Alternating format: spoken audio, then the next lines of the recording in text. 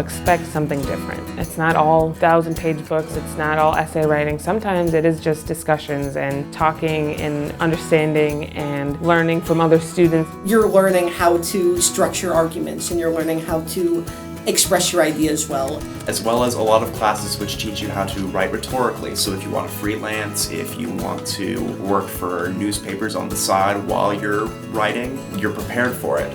The professors are so nice and caring, and you can really tell that they're passionate about what they're teaching and that they actually care about you as a student. It was never a 100-person lecture hall. It was always a professor who knew your name, who knew what you thought of the book, who knew your voice in class and what opinions you might take on a paper. They're all so passionate about anything that they do. Every single teacher I've met has been completely invested in teaching their students. The English department has done a great job preparing me for my future. I'm a writer now. I feel like I could write something, go to a professor, and then send it out to a publisher.